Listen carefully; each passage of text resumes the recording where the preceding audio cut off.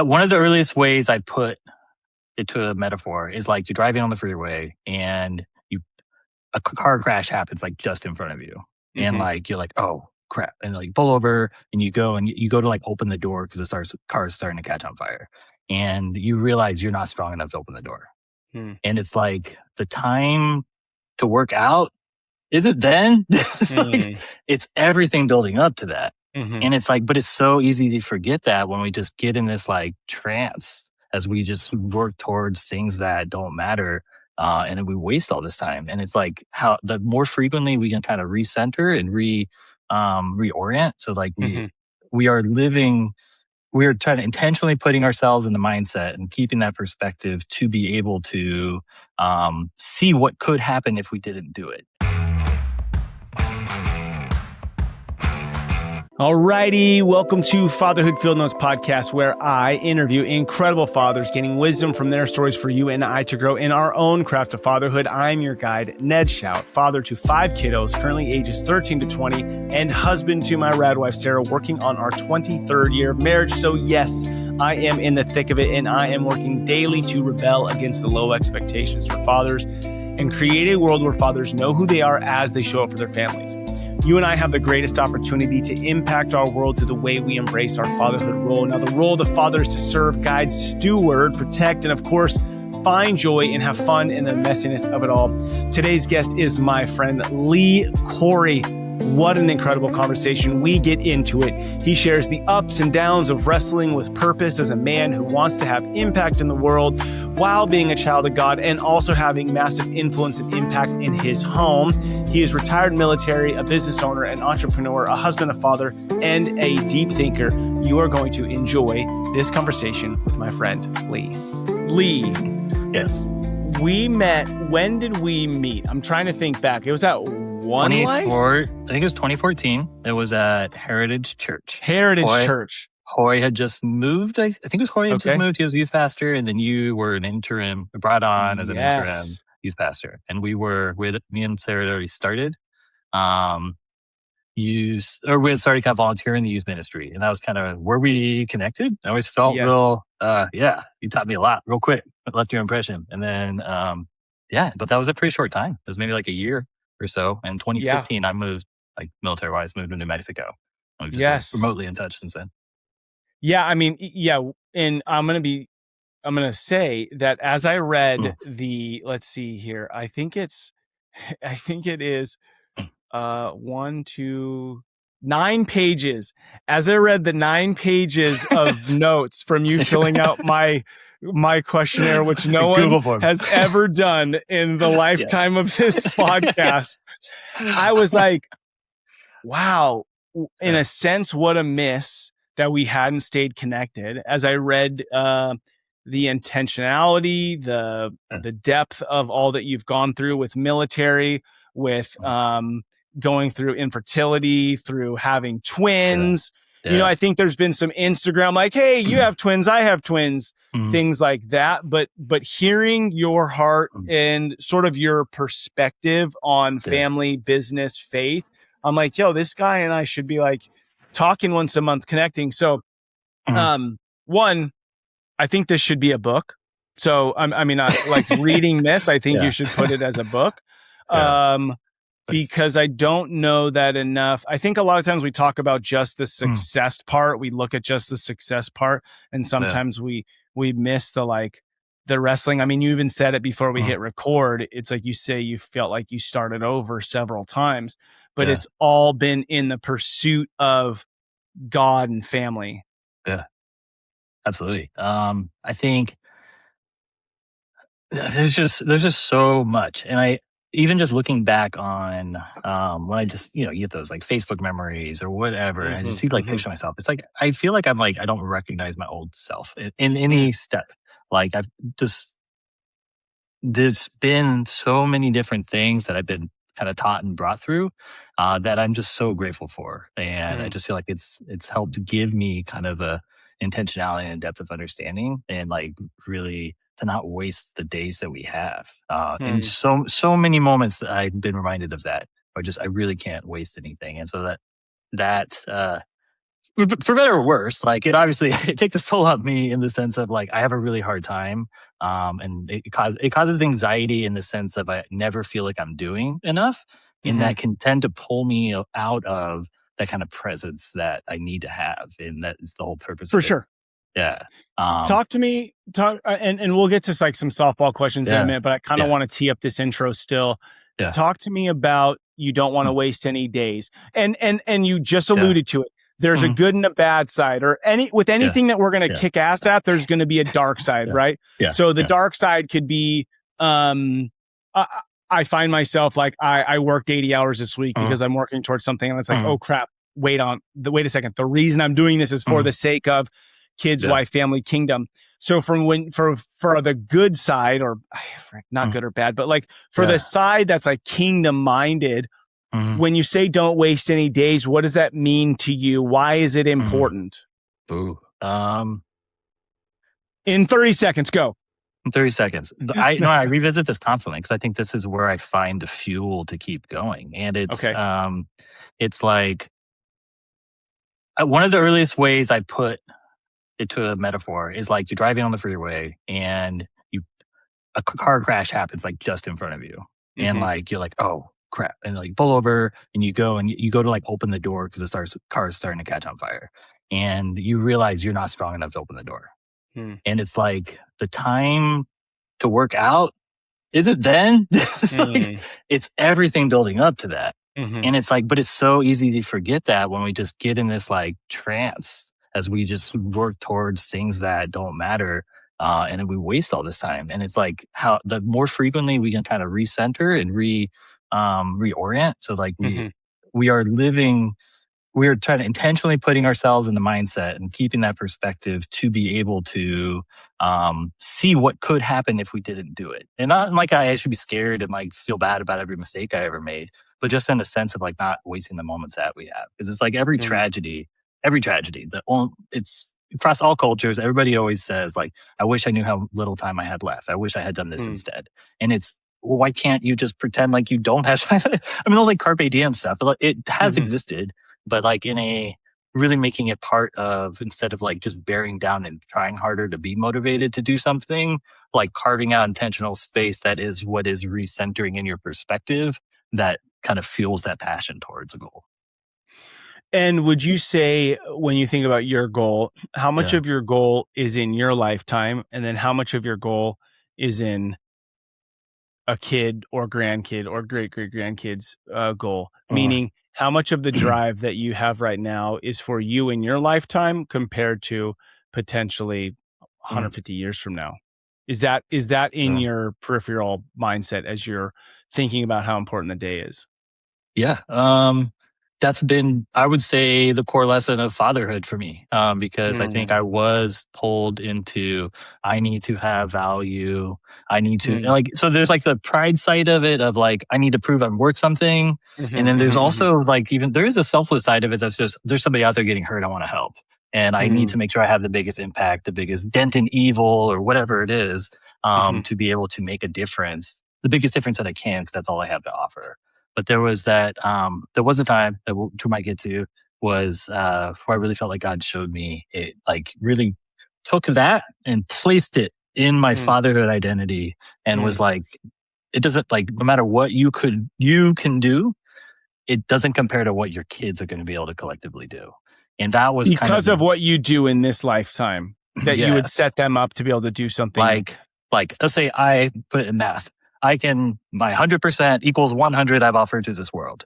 If I Mhm, can raise my kids to each give 100%, that's 300 I'm now offering to the world. Because it mm, was, and that's actually a really important shift that I really hope hmm, a lot of dads out here really kind of spend some time internalizing. Because we have this, oh, I bought a minivan, or oh, like I'm settling down, and there's like this, um, like hmm. a numbing or like a like I said retarding, but not like offensively, but like in the literal of like a being brought down. Mm, That is a, hey, my life is over, my impact is over now that I'm a dad, or like there's a cap, there's a mm, ceiling, and like mm, I think if you can really realize that what the course you can set your kids up on, and so that not only like will that propagate through their lives? But then like you mentioned, like the legacy and the generations, and it's like, you have no idea the ripple impact of that. And it's so much bigger than what you could possibly do with yourself individually. Like, and then lying on a deathbed with a family that doesn't know you because you spent all day gone trying to work for something. And so like, that was oh wow, that's actually a bigger goal. I can actually do more if I'm a better dad, if they really do come first. Then I could do it by myself. Which is cool because then it might not be that like you built the $100 million company, whatever you think is awesome, but your kid's kid did it. And then does that excite me? Am I like, dude, yes, I was a stepping stone to that? Or is it that like, well, shoot, I don't want anybody to beat me in my lifetime. Don't get taller than me, son. Which is so stupid. It is. Okay, so to lighten the mood, I haven't seen them all, but there was a Family Guy episode, and the dad sees the son naked, and then this dad's like all insecure, and the son's like, "Dad, can you help me with my homework?" He's like, "You're man enough, do your own homework." He's just all pissed off about it. Don't be that guy. Don't be that guy. You should want the best for them. Yeah. We should want better for them. We should be working for better for them. And again, I think the dark side of that can be, do I want better for them so that they're better than others, or that they are having the impact that you and I are talking about? So, Lee, with this being said, this is what I sensed from you when I read your short book that you wrote for me. The pamphlet on fatherhood. No, as I read it, that was the vibe I got. And like I told you before, I've been wrestling with sunsetting this podcast. And there's something else that's really brewing in me in the last couple of years. The most meaningful conversations to me have been around these types of conversations. I think God's doing something. I think he always has been. I think I'm just becoming aware that God would like to transform the world through families. And so I see a shift, whether this is the last episode or whether there's another one after this with a new name and a new jaunt to it.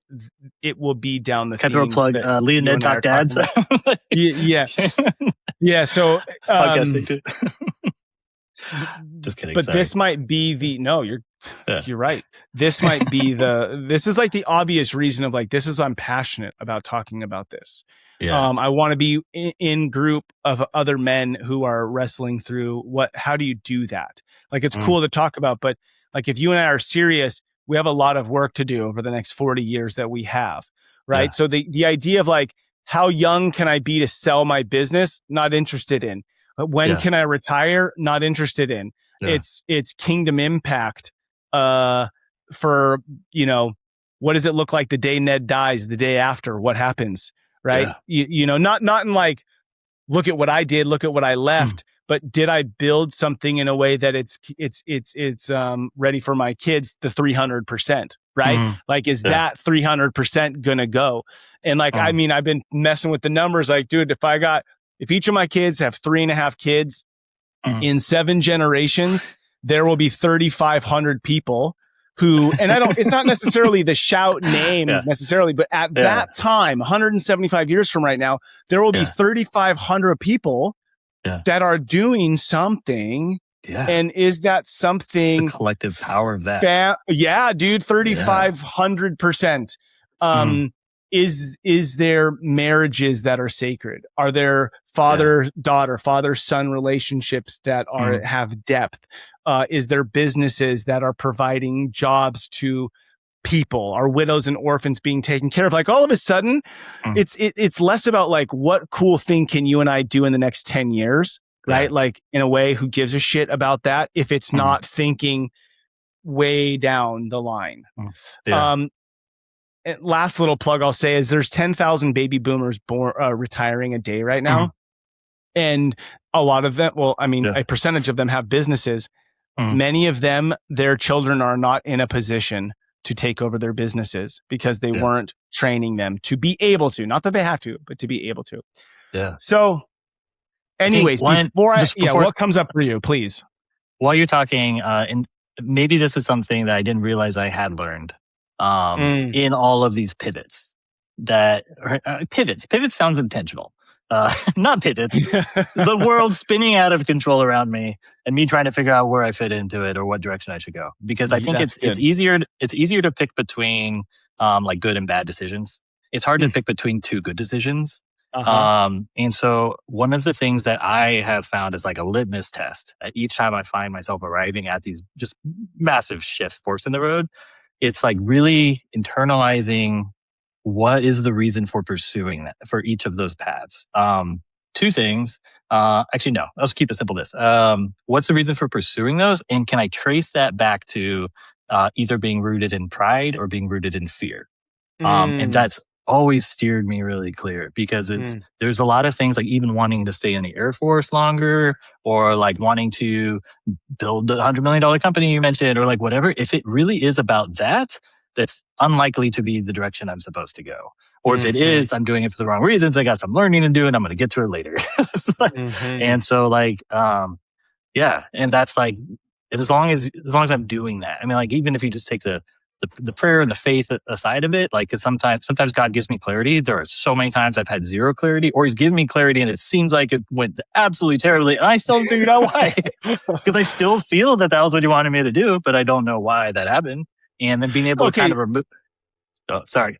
No, stay there for a second though, because I think this is an important thing that I've been trying to touch on more. Just because it didn't work out, and I'm saying this not to you, but to everybody and to myself, just because it didn't work out doesn't mean you didn't hear God correctly. Yes. So much of the things that you and I have learned over the last 20 years is from a great failure, right? From the world spinning out of control. God, I think, is looking to train men and women. We're talking about men here, to be able to lead well, which the only way you can know how to do that is not like reading a book and then making the right decision, but it's by going through hell sometimes and learning. And so I think it's really important as we reflect back on it. It was like whether it went the way we thought or not doesn't mean that we necessarily made the wrong choice. Yeah, because you're making yourself God in that sense, where like the external observables that I have couldn't be the only purpose for this. Like this, like I'm going to make it that small. So I wonder, as you said that out loud, we weren't supposed to eat of the knowledge of the tree and good and evil, right? So if any time, I'm just throwing this out, don't take this as like my philosophy. I'm just wrestling with this.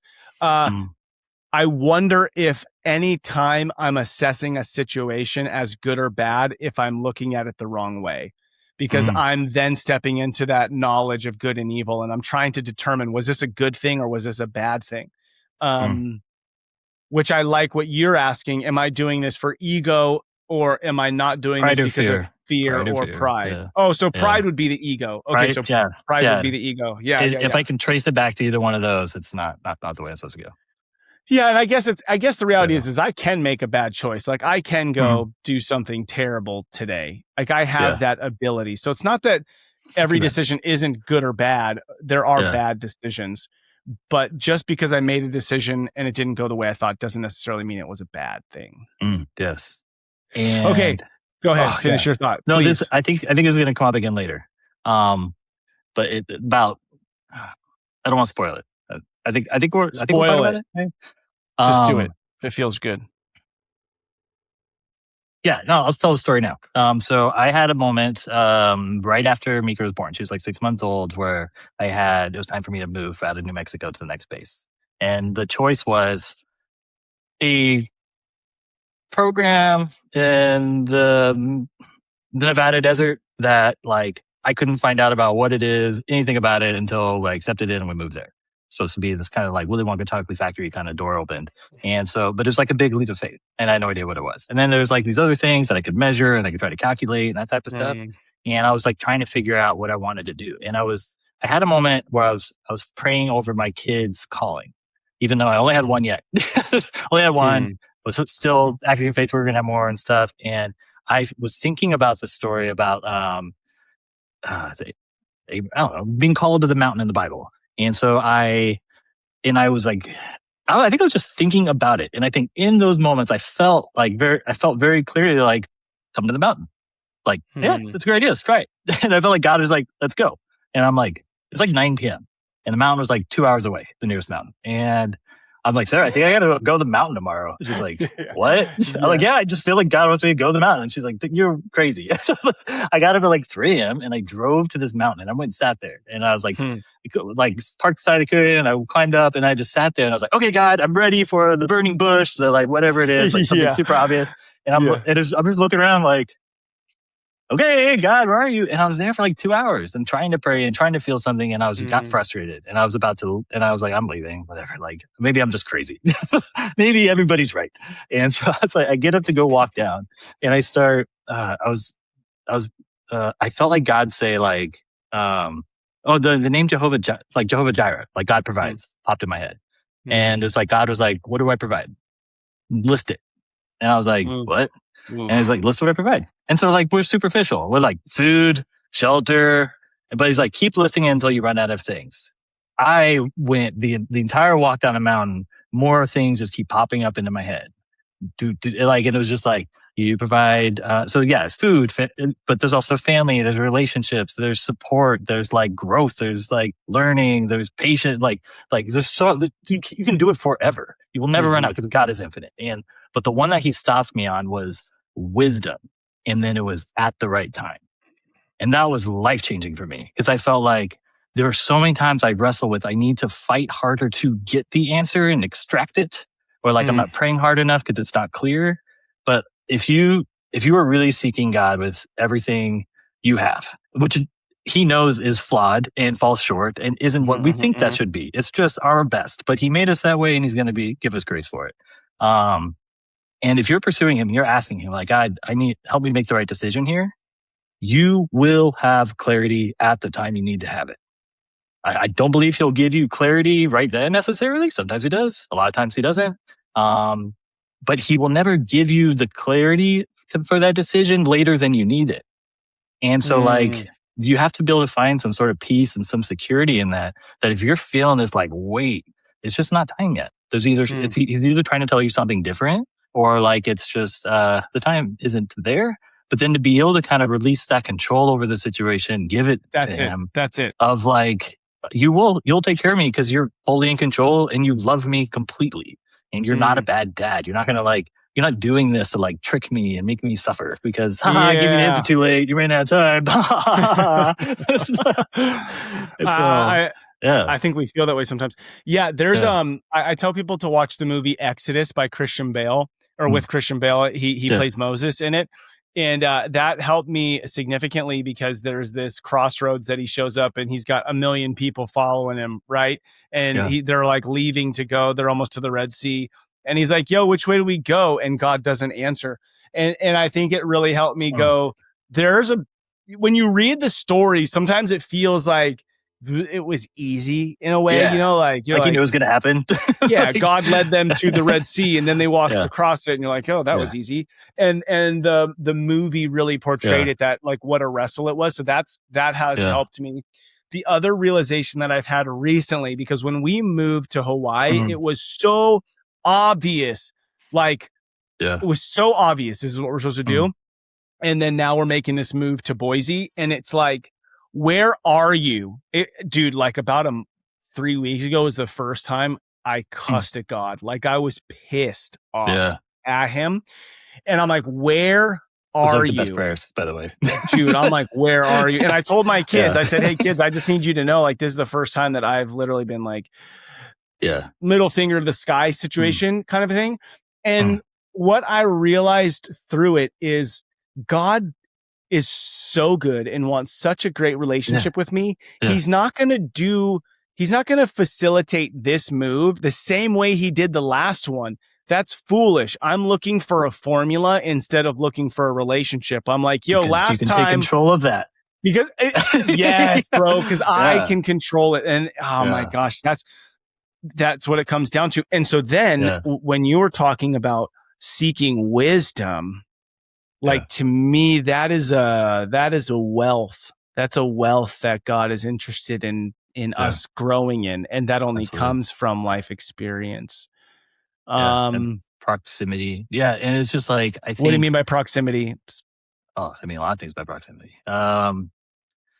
In the context of this proximity and just trying to stay close to God as much as you can. I had a somebody suggested try a prophetic prayer where it's like you basically just you pray and you go to your happy place wherever that is. If it's camping, if it's on the beach or whatever, and then you just like ask God to show up in your prayer, like visually, like see Him.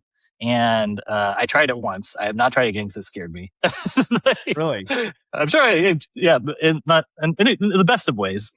I'm just like, man, I'm scared that it won't be as impactful or something. I don't know. It's just me being crazy. And so, but it was on a beach in San Diego where I grew up, and I went. It was like we were sitting around like a fire, like just a nighttime little bonfire on the beach kind of thing. And I felt like God was like sitting next to like Jesus. It was like right here. Couldn't see his face or anything, but I just felt his presence. And he was like taller than me, like dad. It was like rest your head on his shoulder like a little kid. And I was like looking out over the waters, and it was like cloudy, almost like a storm or something. And I could just have this feeling like that's the future. Like I want to see over the horizon. Like where am I trying to go? How do I see past these clouds, above the clouds, whatever? How do I navigate it? And I was like, God, help me figure that out. And it was like, what's there? Like, where I need to go? Because I'm trying to control it. I'm trying to plan the path there. And he's like, don't worry about what's there. I'm going to get you there. But the only way to get there is to stay close to me. Just like enjoy this moment, rest in me.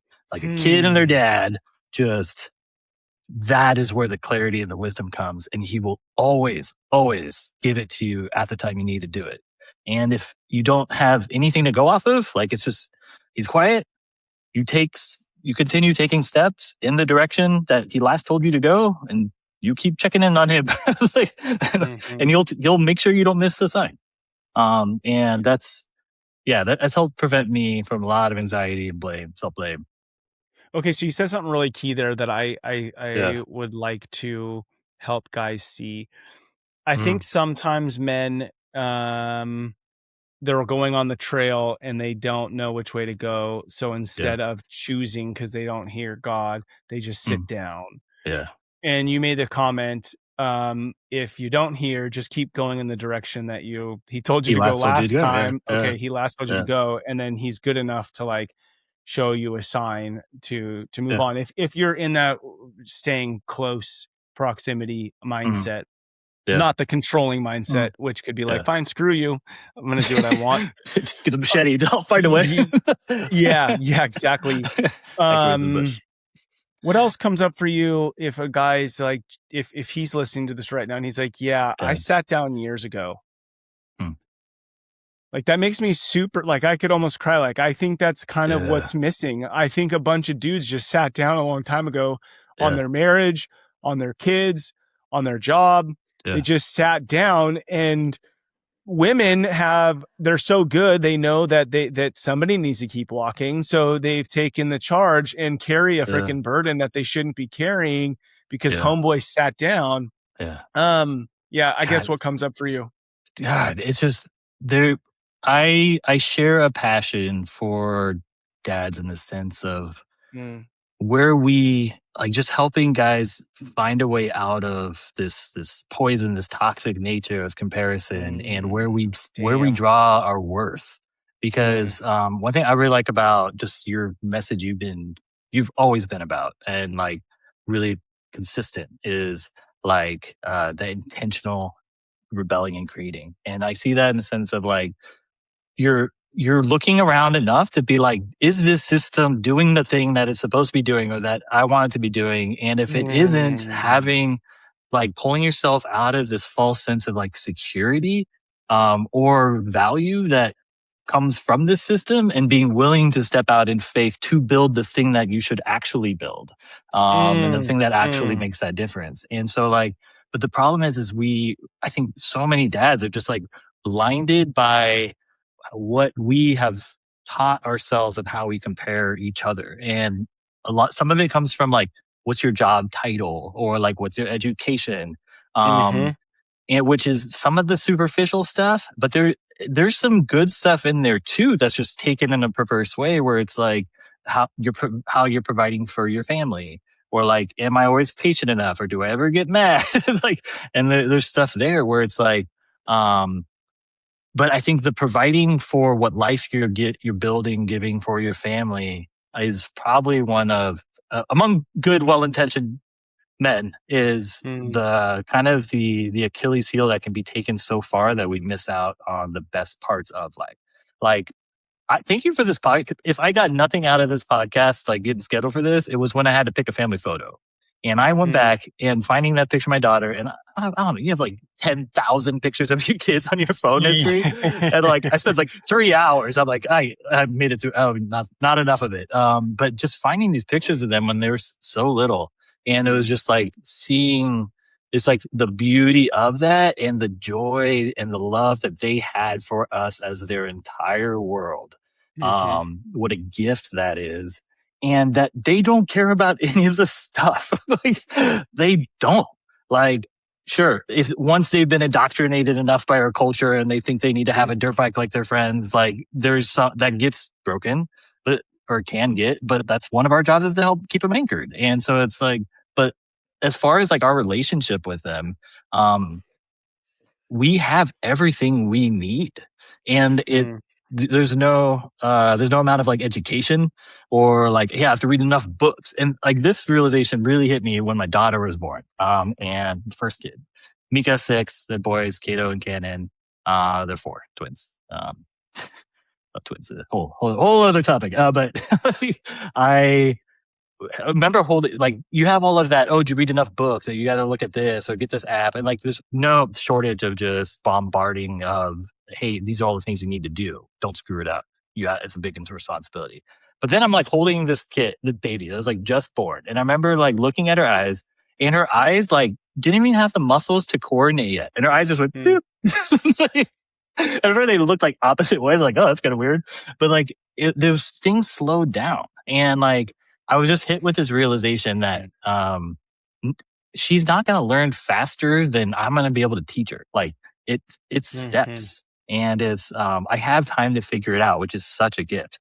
Like it's a long time before I can accidentally teach her cuss words. And so like, and there's just things in there where like when you think about like the relationship and the gift, like why are family models the way God did it? And if in the sense of like there's something to be taught in any, like with between kids and their moms, between kids and their dads, between husbands and wives, like between friends, like there's all these different like facets and different sides of God that he's trying to show us. So like in the relationship between like father and son, or father and daughter, and it's like, what is it that like he's trying to teach us? And what is the gift and the blessing and the purpose for that specifically? And one of the things that I really enjoyed and I felt was just such, not even, I don't even think it was a lesson. I think it is a blessing to be able to be a parent in the sense of God, you are a unique soul in all of life that has ever existed in all of eternity. Your kid is a unique soul in all of life that ever existed in all of eternity. God knows everything.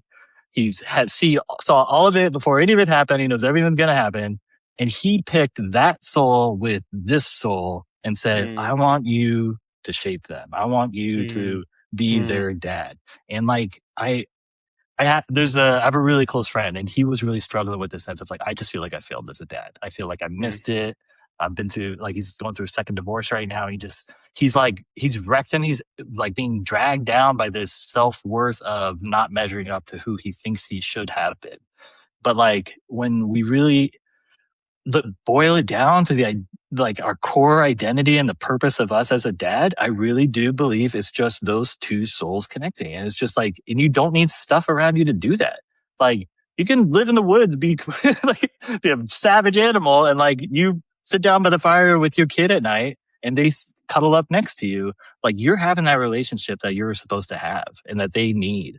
And so like there's no falling short in that. And even like in the human nature of like where we screw up, like even when we're trying to be intentional and we forget this and we have to keep being reminded all the time. That's part of it too. God knew all the things we were going to screw up before he picked us, but we are perfectly and uniquely picked for our kids. So we are the perfect dad for our kid, no matter what our current state is. Yes, I agree with that for sure. And I also think that there I wrestle with this too, because it's like from Ned's perspective as like a white male whose parents are still married perspective. Yeah. So I have a different or I have my story, but it doesn't mean my story is the right story. Yeah. But I do think that as men and as human beings, there's hard things that we need to do, hard decisions we need to make, and God gives us the free will to make those. Yeah. And I think it's important that we mature, gain the wisdom that you talked about, that we go to the mountain, we do the crazy thing, like Yeah. drive 2 hours if we sense it. Because I would say if a dude is just sitting at the crossroads, I don't want to say he's failing, Yeah. but he's not succeeding. And at a certain point, there is no excuse for not making the most of the life that you've been given. Yeah. And I'm not pushing on your friend who's been divorced twice, because I'm not saying that I don't know the circumstances. I don't know the story. I don't know. But I do think that even with this, like, like God knew that he was going to give me Brody. He was also trusting me with Brody. And he knows I had the free will to screw it up or mess it up or make decisions that were going to make Brody's life harder. So I think we have an opportunity to get up and start walking on that trail and then create proximity with God. Like, I think God, so on one hand, yes, I think God is here and has control, but I think he has released that and is giving us the freedom to make what we want to make here. And that's above my pay grade to understand how that thing works. We never will. But there's something there. Yeah. There's something there. I agree. And I would like to maybe clarify my comment. It wasn't so that like, hey, you get this like blank check of like, you can do whatever you want, it's good enough. I don't believe that. It's more of like divorcing the identity of who you are and what your worth is and what you're capable of restoring and where you can take it versus your individual actions. And so like, obviously, does that make sense? I don't know. Yeah. Because like I feel like God, most of my experiences is like he moves like this. Like we expect this like linear trajectory, but it's like you don't see anything, and I was like boing. And so like he can recover from that. Like, hey, you feel like your head's been in the wrong space. Your kids are almost graduating high school, and you screwed it all up. That doesn't mean God doesn't have something huge for you. Would he have loved to build something else the entire time? Absolutely. But like the impact of what we can still do. Because I think a lot of times that sitting down just feels like it's either like a failure, shame, or loss of hopelessness that I can't recover for, or I'm not worth it, or I won't figure it out, or this isn't what I wanted, or like whatever. It's like you get off of this. Yeah, maybe we need to disconnect impact versus value. So it's like I could have had a lot different impact on my kids if I didn't bail on them, obviously, but it doesn't change my value or my opportunity to still have impact. So I do. Since you already brought this up, and then I want to jump to a couple like softball questions. Are those at the end? 40 minutes in, and So you brought this up, and so I like highlighted and bolded in red this statement you made, and so I want to come back to it, but it's a bit of a juxtaposition, in understanding our role here without getting the like, well, God's in total control, we're total freedom. Like skipping past that piece of something no one will come to the full conclusion on. You said we are plagued with a culture of comparison where our value comes from what we provide. Yeah. And I think this is really interesting. Last week, and that you say two more things, but I'm going to give it a second. Last week, I was on a call with a group of men, and this guy did a teaching on us being ambassadors for God's kingdom. And I really like that in the sense that instead of thinking about, like, if I want to go to another country as Ned Shout and have impact, it's very different because I'm taking, like, even if I have multi-million dollars and like my own SWAT team versus I'm going as a American ambassador who has the American government, the American money, the American military behind him. So then let's take that to God's kingdom, right? Not a kingdom of the world, God's government. If if I, as a man, so this is what I gathered out of this, and then I want you to give where this came from for you. If I as a man, am like, I provide for my family, and this goes back to even what God said to you. He said, "Tell me everything I provide." Yeah. If it's about what Ned can provide for his family, which I fall into. That is a trap, a plague of our culture of comparing that my value comes from what I can provide for my family versus am I stewarding as an ambassador the marriage, the children, the business, or the job, or the money that's coming in, the wisdom that's coming in. Am I stewarding that on the behalf of the kingdom of God? And if I'm not, if I'm looking at myself as the provider, that becomes a poison. So for you, where does that come from? Why did you say that? What's been in your world to bring you to that process? All right, my friends, you've been hearing me talk about the Genesis program through Rise of Kings, and I am incredibly excited to invite you to it as well as be a part of it. Rise of Kings has helped thousands of men over the last 5 years discover the reality of their identity, and now they have launched the Genesis program, which is for young men ages 13 to 17. And here's the idea.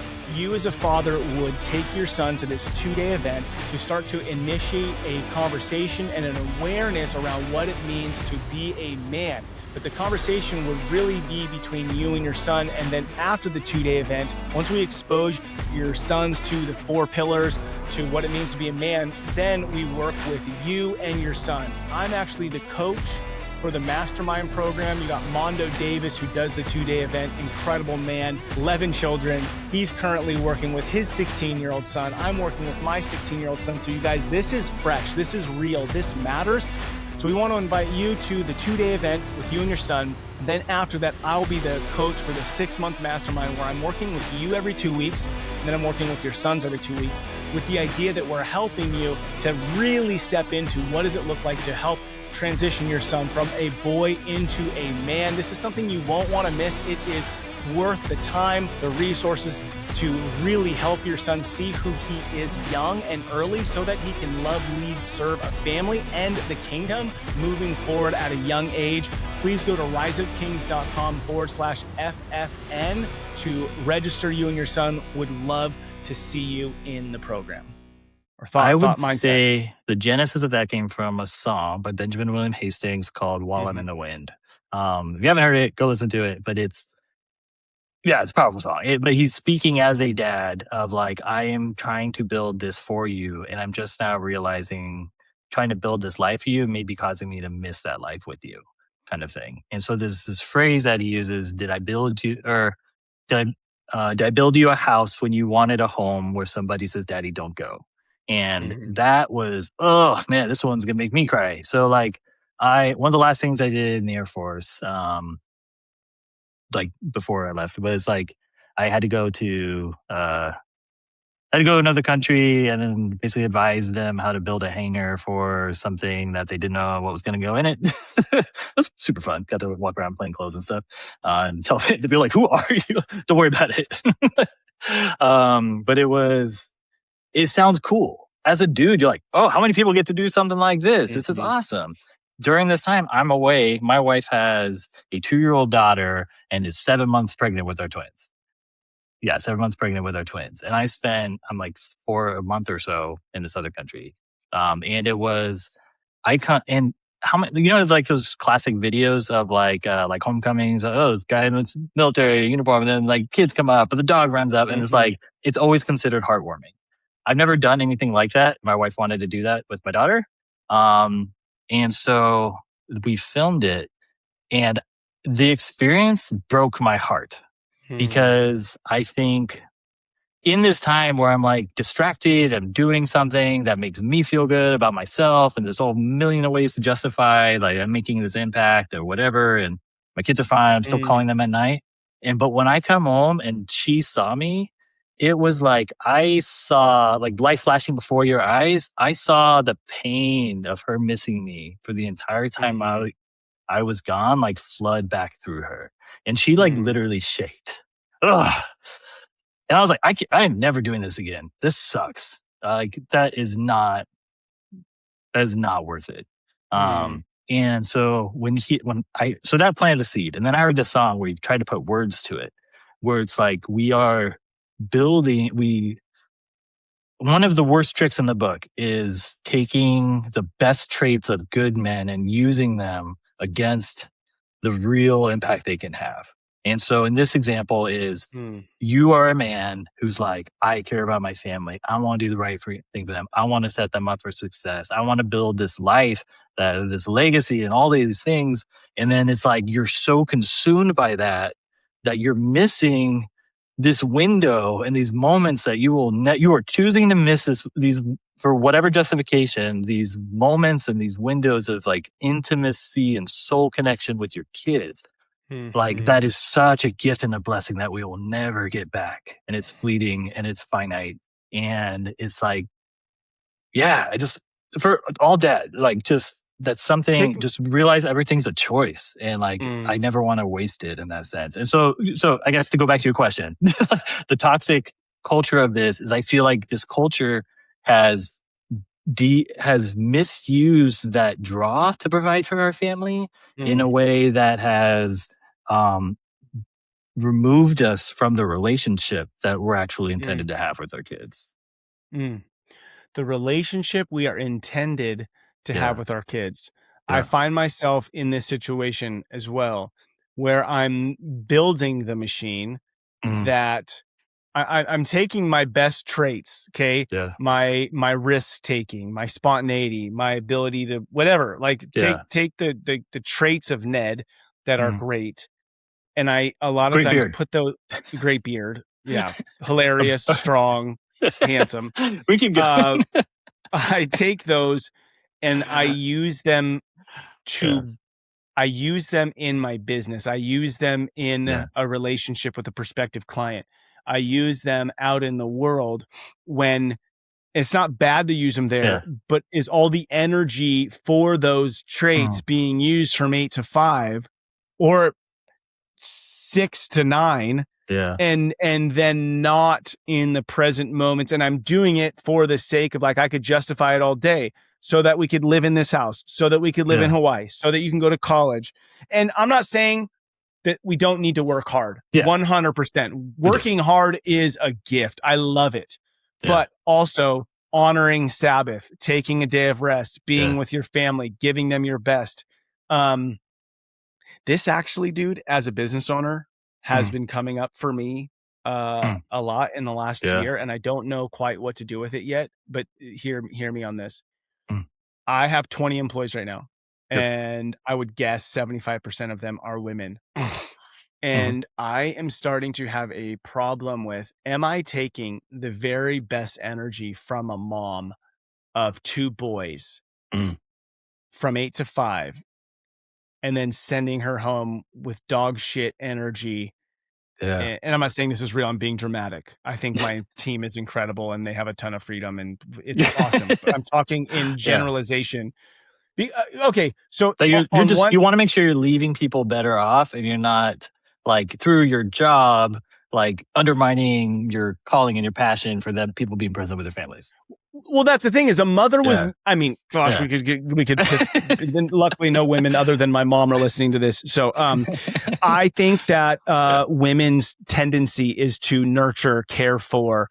And when I see a woman doing that for me, who's my team member, who that's God's abilities that he gave her, is she giving me her best nurturing when it should go to her grandchildren or her children? Right. And so I think as business owners, we need to be thinking about that, paying attention to that. Because you're talking about it in the sense of, am I as a man taking my best qualities and like giving them out in the world and then it's justified all day? But I would say the same as if you're leading a team of people, are you taking a dad or a mom's qualities that should be implemented in their home and taking it all for your own business growth? And I guess that's something I don't think I'm doing. But like it's making me challenge, and it comes back to some other things you talk about. Is the 40-hour work week the best? Or is that just because it's what we've always done, so that's what we're doing? Is there another model that would be better for families, for example? I think there's probably tons of research and studies on this that if you look at actual like productivity in those hours, like it's just stupid. Like it doesn't make sense. Like it came from like it's a vestigial thing that's slowly fading from like manufacturing and where you had to like actually or like till the fields and like stuff that physically took that much time. But like my last job that I moved out here for, that was making $210,000 a year. But we were salaried, but we had time cards, and I could work so fast and be done by 9:30 a.m. And I'm like looking around, like, what do I do with myself? And I'm like, people like just sit there, fill out your time. You just got to be here till all the time. And I'm like, that's stupid. I could be with my family right now. I worked harder. I got more done in less time. Shouldn't I be able to like compress or expand? I don't know why you would, the amount of time it takes to do something so that you have space to do other things that are important in your life. Yeah. And that's one of the big reasons why I kind of stepped more in the entrepreneurial route, was because it was like, I'm just a cog in a machine without any control over my life or the life of my family in that sense, other than this like big sense of security that's a salary or whatever. And it was just like just the knowing that those minutes of my life were just absolutely just being wasted. And and it's like, even if they are wasted, you're like, hey, I'm going to find something to do. I'm going to go fix this project. You're like, whoa, stop making that harder for everybody. That's not the way we do things here. Or like, whatever. It's just like, yeah. So in the sense of, 40-hour work week, I disagree with it. It's I don't think butts and seats is the measure of what we're providing or should be, or is any sort of lever on how much you can provide. Like people just get tired and they stare at the computer, or they goof off, or they hide that they're on Facebook, or like whatever it is. Like, it's hard to measure. Like it is hard to measure. As an employer, like I want to make sure you're actually getting the thing done, but I really think it should be more task accomplishment based, not so much time based, centered around an ability for reconnecting, realigning, like whatever that looks like as far as like meetings and stuff like that, to make sure everybody's on the same page. But I think that could be accomplished unless it should. Yeah. Yes, agreed. It's something that I want to think more about. Before we move on, we are plagued with a culture of comparison where our value comes from what we provide. It's poison. It's tragic. I just want to pause there and go, I think we pretty much discussed that enough where people could walk away thinking about why they're doing what they're doing. It's not that we're not supposed to provide for our family, but in what way are you relying solely on yourself to provide versus looking at it as I am stewarding something God gave me? I think that's something as men we need to wrestle with. And it's an unwinnable, endless fight towards something. So like if I'm forced to summarize it, our culture for men right now puts a lot of weight on what you're able to buy your family, what your title is, all that kind of stuff.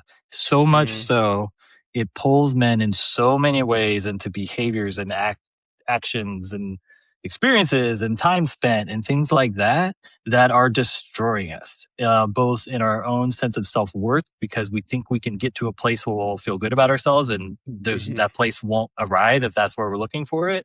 But then also in the damage that it does in the relationships with us, with our family, with our wife, with our kids, because there's this bottomless pit that's going to suck us in everything we have to offer. Yeah. And then there is nothing left for our kids. And so I think it's just, I don't know how, like, I think I've heard you mention before, like you hate the word, like, hey, like starting conversations. What do you do for a job? Our culture is so bad about it. Like, I don't even know how to start conversations without something like that, even though I hate that question, because it's just like what we, it's hard not to, like, where do we find that common ground? That's the default. Yeah. I'm like, what does your heart care about?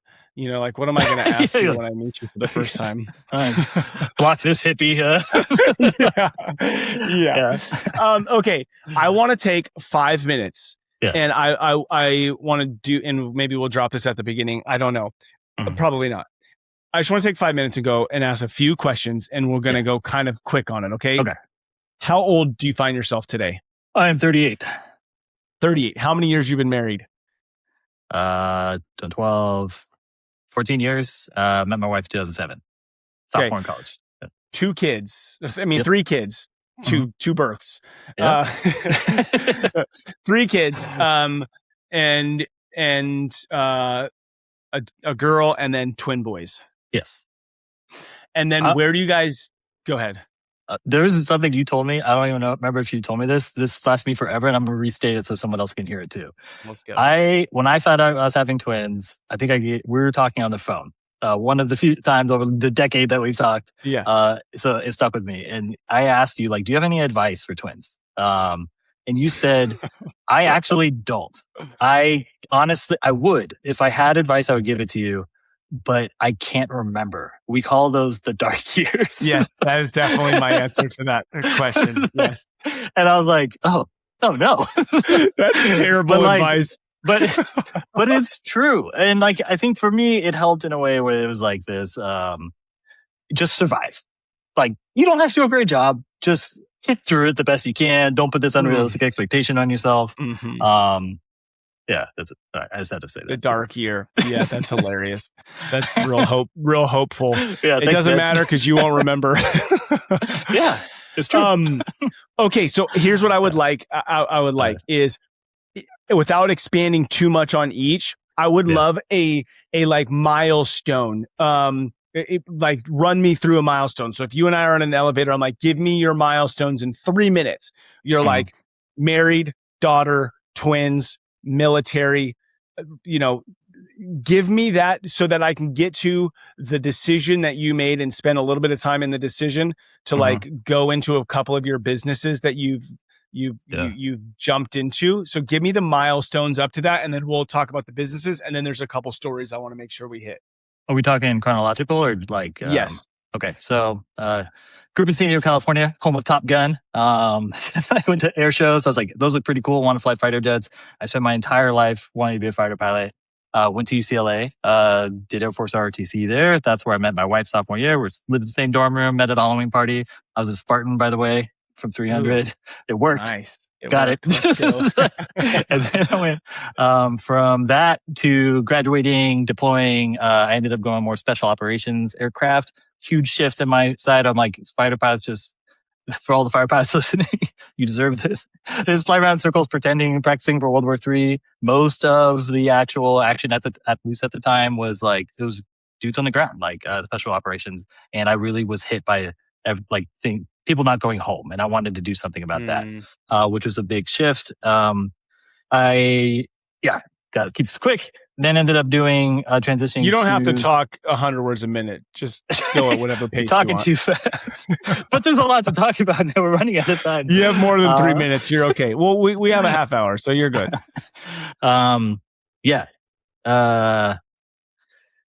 I ended up trying to cross-train into combat rescue as a combat rescue officer, which is giving up flying completely and just being on the guys who go in the helicopters to go get people. Air Force wouldn't release me because they say, we need pilots too much right now. And it was just like really just frustrated, disillusioned by the whole like, hey, well, you'll make my green Excel sheet turn red. And so this is where the person has to be versus like the actual heart of people trying to do stuff. And so that was never released. Yeah, I tried training for it for 4 years and that aged out of the waiverable limit. And so, okay, what's next? They shut my plane down.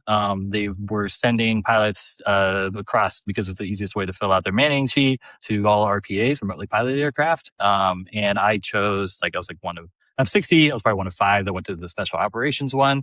And the unit I went to was all counterterrorism, senior leadership stuff. But it was strikes. And so like for me, there's a little bit of a wrestling with, I just wanted to like get people home. And now it's about like stopping bad guys before anyone gets hurt. And but it was like perfect spot, perfect world for me as far as like really tangible difference. It's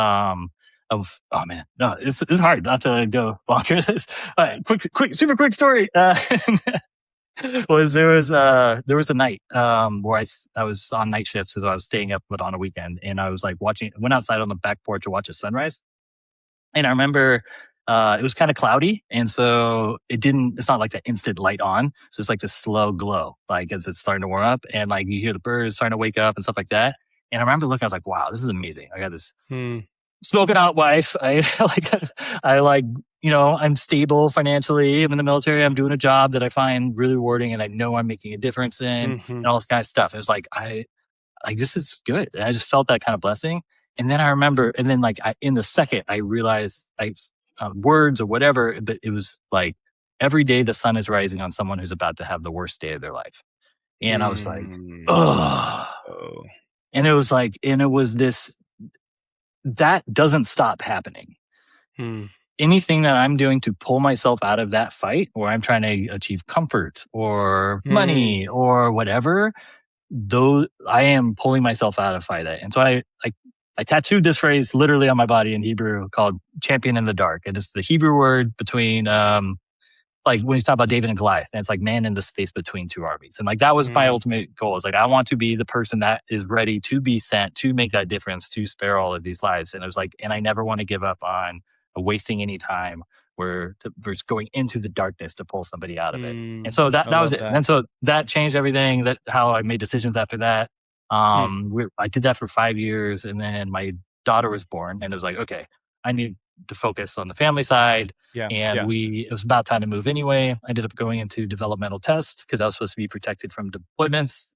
And so that was this whole, like, future capabilities in the desert type thing. And I thought that was going to be good. It was really, really fascinating, really fun to be a part of.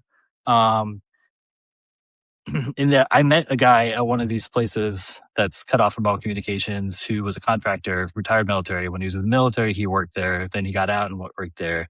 And I was having this conversation with him, and he didn't know his family, and his family didn't know him. He's probably 40 years into being in a place in the middle of the desert with no phones and no way to talk to his family. And in that moment, I realized, like, it doesn't matter how cool you could fly UFOs. There's nothing secret and cool enough that is worth arriving on your deathbed and your kids not knowing you.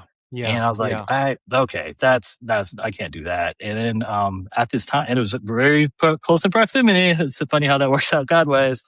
I got home from one of these trips, and my wife was struggling. This was after the twins were born, 6 months old, 2 years old. She woke me up in the middle of the night and said she was thinking about suicide. And I was like, okay, rejection handle pull. Like, we're getting out of this immediately. There's no way I'm losing you for the Air Force. And that unit that I was in is the second in command of they call him the director of operations. His teenage daughter committed suicide while I was there, and his wife because of it about 6 months later. So it's not like suicide wasn't taken seriously. And it was very fresh. And so I was like, yeah, this is not worth it. And so, but I had no idea what to do. Like, I was plotting this path, working towards this. And I was standing out on, there's no way I'm going to be able to speak concisely. So I went out to pray about this in the middle of the night on back porch. And I'm just like looking at the stars kind of thing. And I'm like, God, like, what do you want me to do? Like, obviously it's family first, but like, I don't even know where to start, like, job wise. Right. And it was like trying to think about, and I had this like pull in my heart about this like impact missed. Like, hey, I don't know how far I could have taken this. Maybe I would be the first pilot of UFO, second pilot, but that's top secret. And it was, I'm doing this and praying about this, and I look back at we have this glass sliding door, and all I could see, I just flooded with that image of my daughter just shaking because she had missed me so much. And I just pictured my other two kids, a little more grown up, and they're standing at that glass, like looking out at me. And that was when I had that big, hey, it's not about your impact. That's your mission. Like, it's your kids. Like, it's about raising them to go out in the world and do something important. And so that was when I was like, got out. I came to DC area. I took a contractor job as a pilot for a government customer here. Another cool program. So 6 to 9 of us doing it, or was. And then that contract changed. They went to deployments again, when I was supposed to be on kind of like a special one that wasn't part of deploying. And then I was like, oh, I can't do that. That's why I left the Air Force. And so I was like, I guess we got to figure something out. And so we pooled our life savings, and we bought what was supposed to be a passive investment restaurant in Richmond, Virginia. I got stories and pictures, but not time for this one. yeah, it turned out to be like an illegally operating hip hop nightclub, not a restaurant with like no restaurant business. So you obviously have to shut down the illegal stuff immediately. But there was no restaurant side because they had scared away all the actual food customers because of that. But that place burned 30, it was like $30,000 a week in expenses. We went in that it was supposed to be profitable. We had about 250,000 extra capital after purchasing it. Like we lost $120,000 the first month. Business transactions don't happen fast. And, I'm in this giant, it's 13,000 square foot corporate lease that I can't get out of. And it was like, I literally felt like the only way I've been able to describe it, it was like I woke up buried underground. I was like, how did this happen? I felt very clear God wanted me to come here. And it was like I was buried in the ground, but I didn't know how deep I was. I didn't fall asleep while it was happening. I just woke up here and I'm like, I have to dig out. I have to find a way out of this. And it was because what else am I gonna do? Just sit there and die? It's like, I definitely will run out of air here. I have to try to get out of it and try to fight my way up. But like as I'm digging, I'm like, I don't know if I'll make it. I might not. I didn't know. And I think it was like 9 months or so. I got it to break even. And then it was, just sold it. I just shut down, sold it. We lost basically all of our money. We started over again. I was like, oh, that was interesting. I know you wanted me to, be a light to this industry that was not very, nice to people. I hope that was worth it. But I left feeling good about the impact that I had on people. I'm just very confused on why that. And then so, yeah. Are you still confused? Yeah. I think I'm still confused. And then, how many years ago was that? Not confused in a way where I doubt the decision, but I would say maybe it's better to say I lack the reason. I don't understand why it was. Yeah. But like maybe that message will come later. I'm not owed that message. God may never tell me. It doesn't matter. I submit it to him. Hopefully there's seeds and things rippling and doing that I don't see, but that's okay. Yeah, interesting why we want, because I'm the same way. Like I want either a reason or I want a justification. But then you said the word submit, and I wonder, just like that surrender of I don't know. I don't need to know. Yeah. I don't need to know. I'm willing to go to the mountain. I want to point this out for a quick second, just as guys are thinking about this. You brought this up a couple of times, and I don't know that men do this enough, take the weird risk, but you shared a story of going out and talking to God, looking at the stars, watching the sunset, and going up to the mountain. And I would just say, dads, when was the last time you went outside to talk to God with the stars, with the sunset, with a mountain, with a river, with the ocean, whatever? Yeah. And I think this is a really important question for you to consider. If you're not doing that for your family, who is? And the answer is nobody. Yeah. If you're not going and talking to God on behalf of your wife and her heart and who she is and where she's at, if you're not going out talking to God on behalf of your daughter or your son or your family or your brother or your sister or your mom or your dad, nobody is. And that is your responsibility. You look at these guys in the Old Testament having conversations with God. Don't wait for you to hear this voice to say, come to the mountain. That's great. Do that. Go. Yeah. But are you initiating a conversation? Are you initiating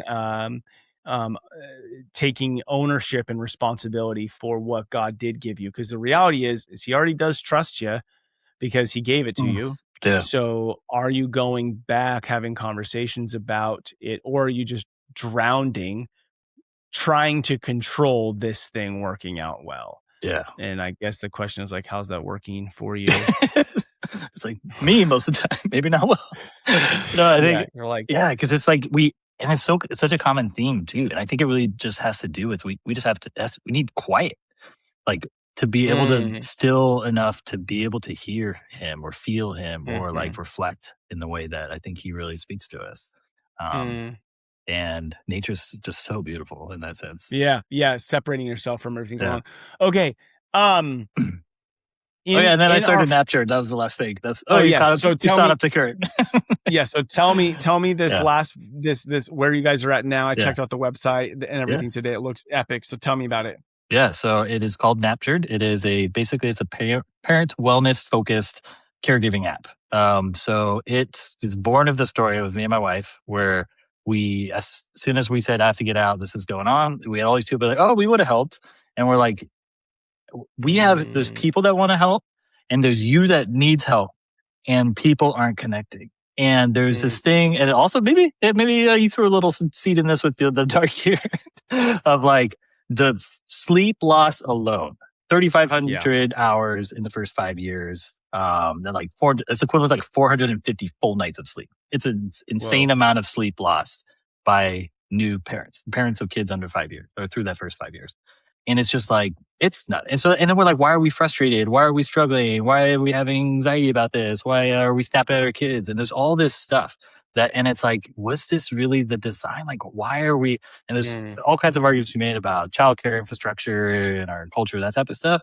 But if you talk family unit again, we used to live in multi-generational households. You could pass a baby off to a kid. Someone else might wake up your kid and all this other stuff. There was so much more like of a village and this communal raising of our children that is so broken that all the weight and this physiological crisis is falling on parents, like, and they need help.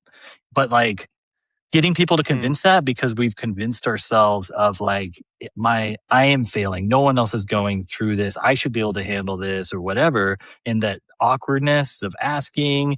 And I am trying to heal the village, sneaky like, like it is it's a mission driven, basically intended to be a social movement that is ultimately, it's anchored in, this is just physiological math. You need more sleep as a parent. It's mechanically a scheduling tool that flips it instead of you having to ask. And because when you need it most is the time it's hardest to ask, where you have your circle of people, they offer up times and you just book it.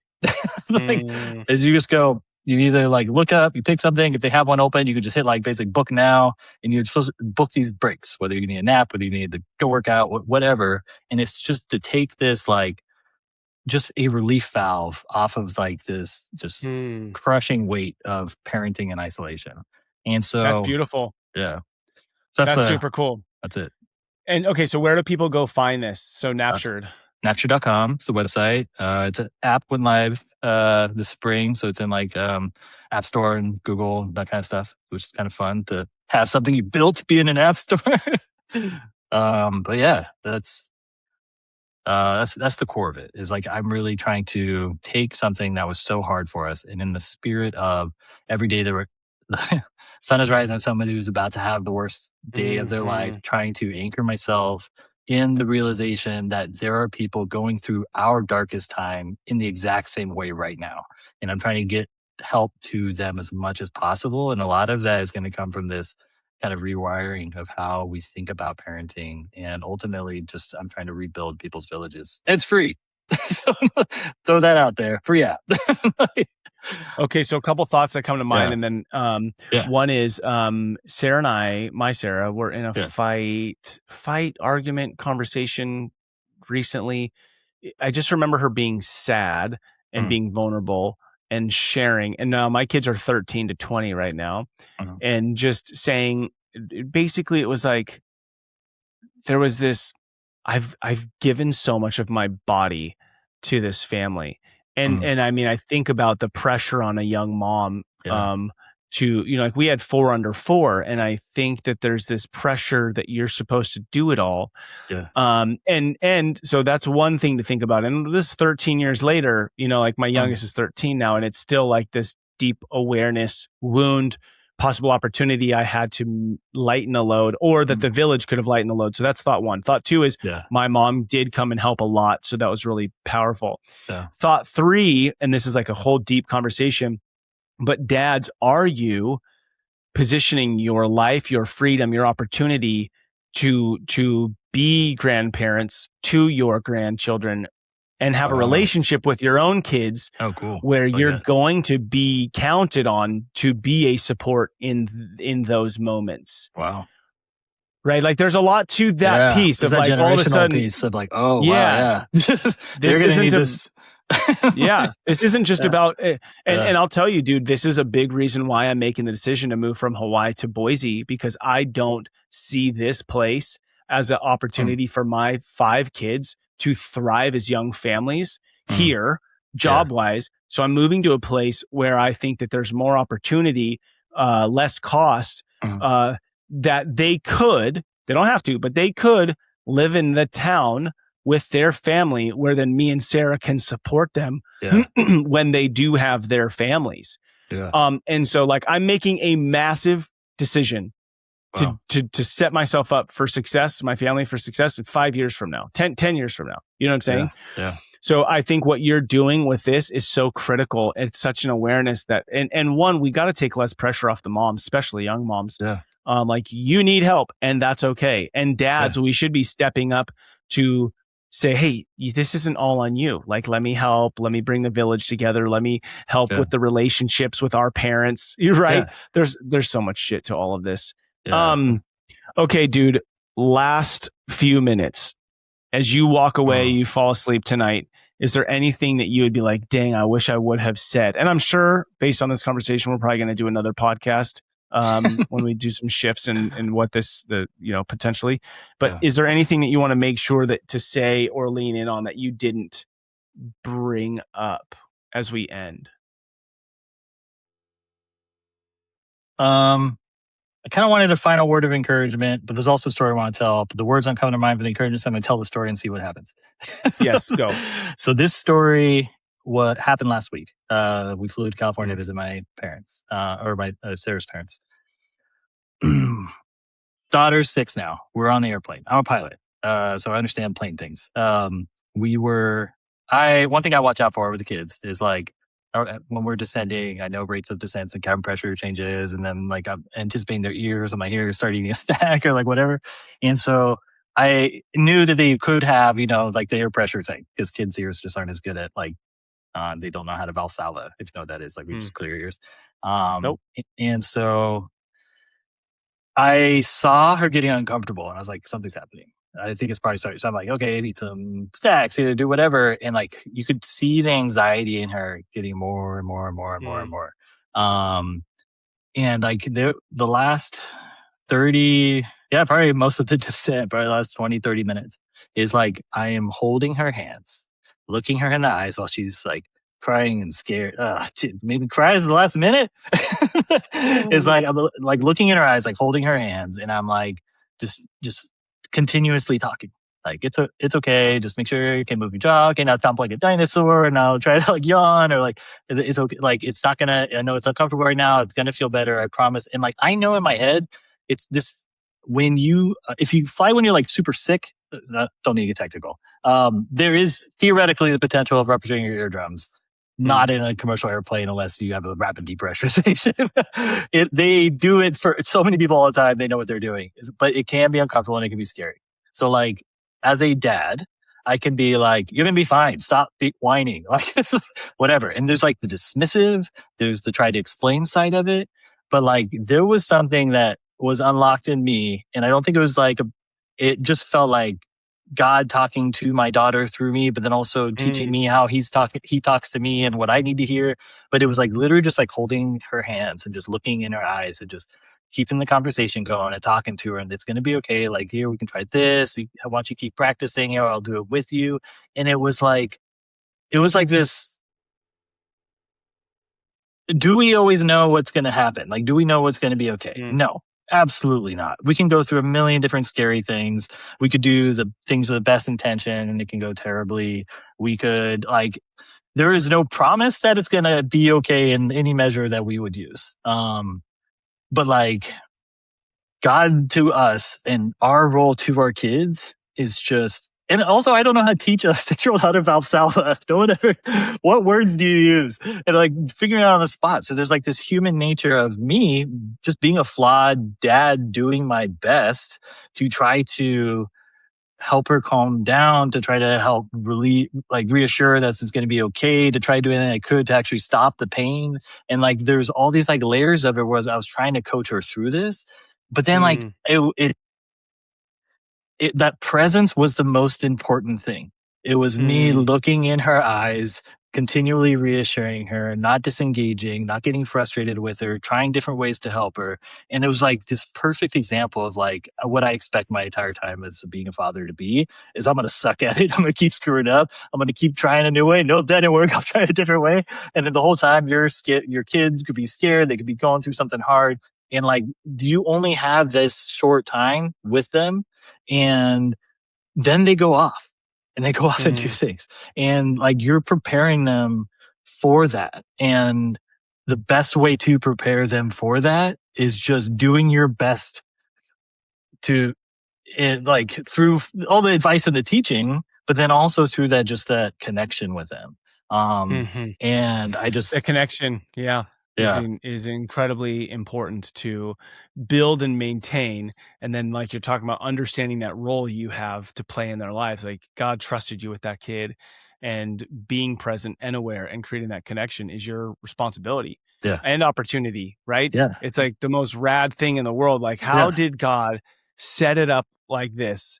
Like, how gnarly is this? And it's such a blessing and a joy too. Like that's on the other side of it. Like, what would she be like if I wasn't there? Like, what pain would she go through? And that I kept her calm, and she felt proud of herself at the end, and all that kind of, for being brave. And, yeah. Okay. So if I had to nothing better. Final encouragement sentence, for all the dads listening, you are the dad chosen for your kids.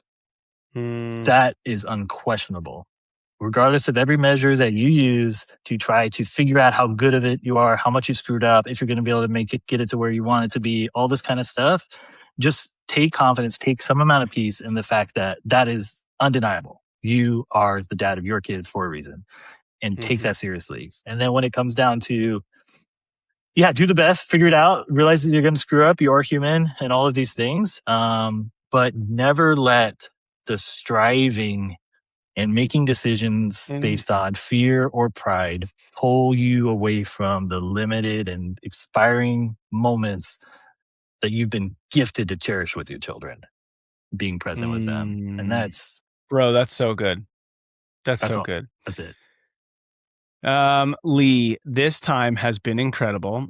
I have been looking forward to this. I didn't know what to expect. I mean, I love doing podcast interviews.